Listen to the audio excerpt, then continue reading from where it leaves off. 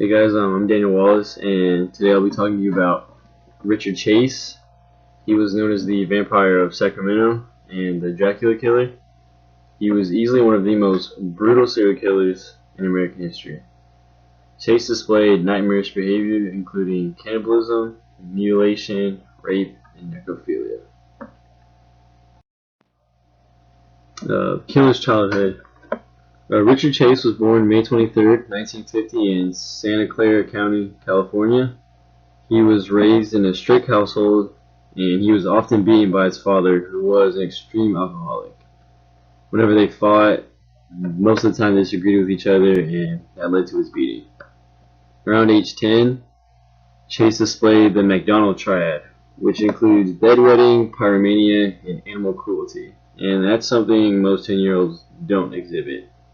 This terrible triad is a clear indicator of violent behavior in the future, according to criminologist J.M. McDonald. To make things worse, Chase started to use LSD and marijuana in grade school, which again is not something of a normal child. The killer's early adulthood.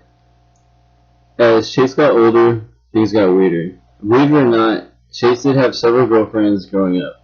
However, none of the relationships lasted when it came to sex, because he could never maintain an erection.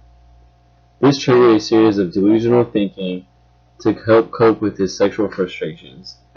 Chase then started to believe that he could only achieve arousal and orgasm through violent or disturbed acts, such as killing animals like cats and birds, dogs, rabbits, and necrophilia. This sexual frustration led to the belief that animal blood would help him achieve an erection. Around age 18, Chase speculated that his mother had been poisoning him for whatever reason, so his father couldn't handle him acting out and bought him an apartment and kicked him out. With his new freedom, Chase began to capture, hunt, and kill and disembowel various different animals, which he would then devour raw. He would also make smoothies from the animal's organs because he thought it would help prevent his heart from shrinking. With each passing year, Chase came up with even stranger behaviors. In 1975, at the age of 25, Chase was involuntarily committed to a mental institution after he went to the hospital for injecting rabbit's blood into himself.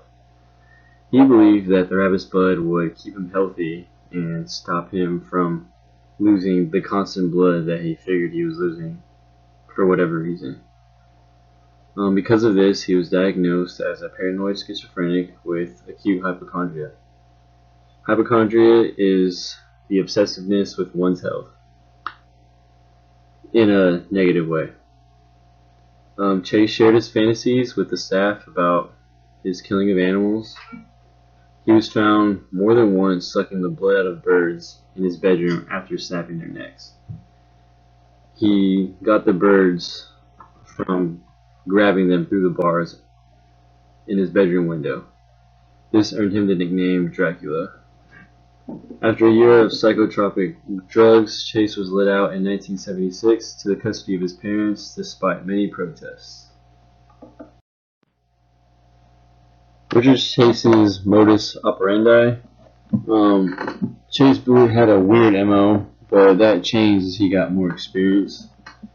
He believed that any unlocked doors to homes meant that it was a welcome sign for him.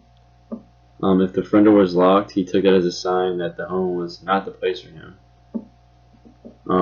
Chase never tried to force his way into any of his victims' homes. He never tried any other entrances besides the front.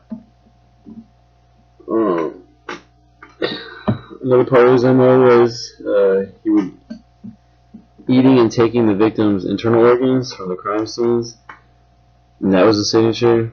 And cannibalism was his goal for each crime, because he thought that eating human flesh and organs would keep him alive. His weapon of choice was a .22 handgun and a butcher knife. Chase's criminal history. He has some initial arrests for drug possession in his pretty much early childhood. marijuana. He was arrested for being caught naked with a gun and covered in blood from a cow's liver. He stole a 22 and shot the dog of the owner with the owner's gun. Long history of animal cruelty. He was arrested on numerous occasions for fondling women in public places. A disorganized or organized killer. Upon apprehension, the FBI classified Chase as a disorganized killer. The only thing stable about Chase was that he attacked. Well, all of his murders happened in the same neighborhood. That was the only thing that was stable about Chase.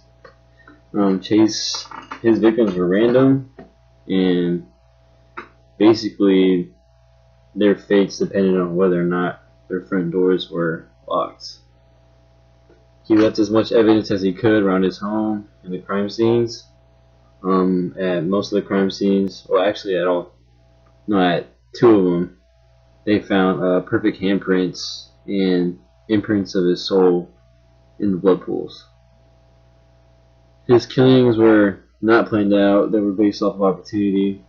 He knew what he wanted to do, but he didn't know where it would happen or with whom. He gave little to no thought on the consequences of his actions. He would leave the crime scenes covered in blood. He wouldn't even bother to change clothes. He even took one of the bodies from the crime scenes back to his home so that he could continue eating it.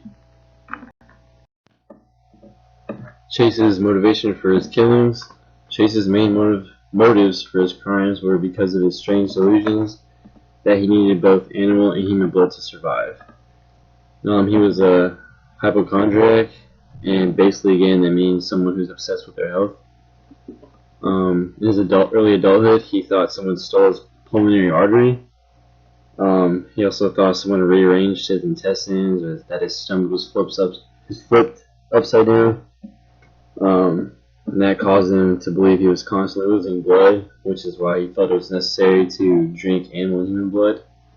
That way, again, his heart wouldn't shrink and he wouldn't pass out from the loss of blood.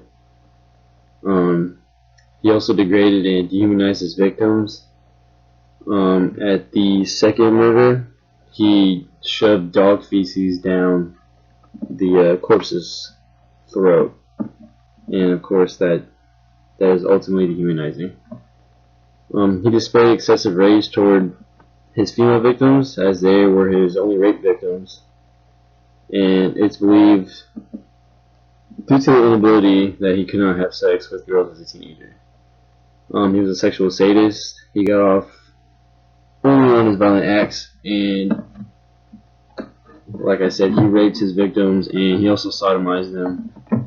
One of his victims he stabbed in the anus 6 times, and even after that, the medical examiners found an unusual amount of semen in the anal cavity.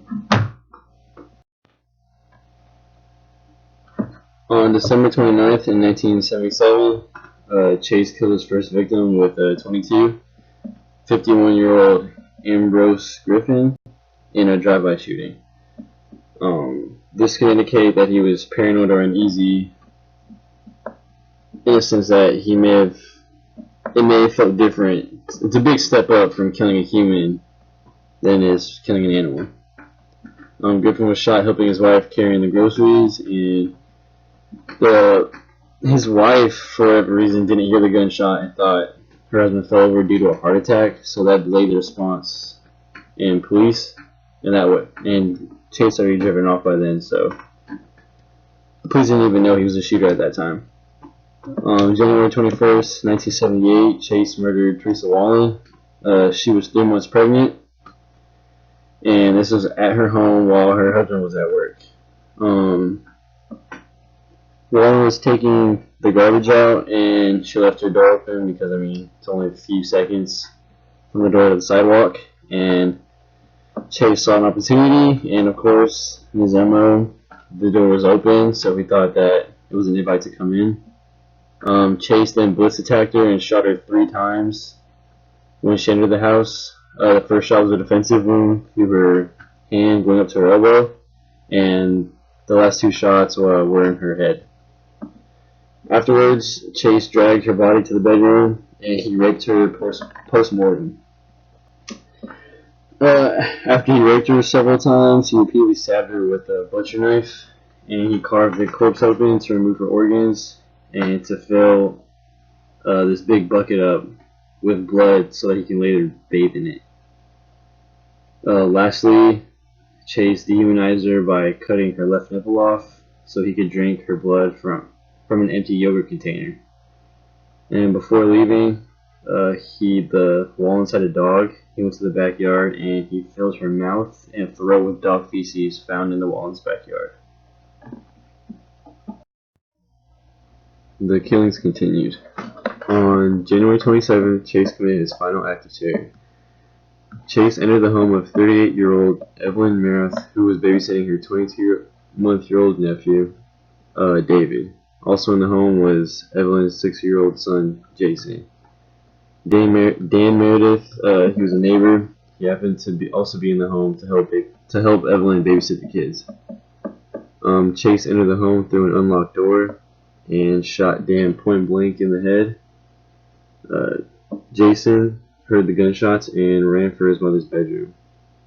Chase pursued Jason and found David along the way and shot David in the head. He entered the bedroom and killed Jason, which in turn he also shot Evelyn in the head. Chase dragged Evelyn into the bedroom where he sodomized her and drank her blood from cuts on the back of her neck. Medical examiners found an enormous amount of semen in the anus as well. When Chase finished sodomizing her, he stabbed her in the anus more than half a dozen times. Why he did that, it didn't say. He then stabbed her in a series of vital points and drained the blood into a bucket of which he consumed.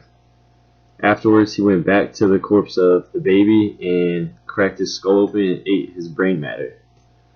Lastly, Chase took the body of David back to his home and he chopped the baby's penis off to use it as a straw and sucked the blood out of the corpse. He then gathered the internal organs and made smoothies out of them. Pretty gruesome stuff. After the second murder, police called the FBI, and the FBI agents were called to the scene. They made a profile of Chase, and it fit him perfectly. Chase had left perfect handprints at the scene of the last murder. The FBI ran a background check on Chase, came across his 22.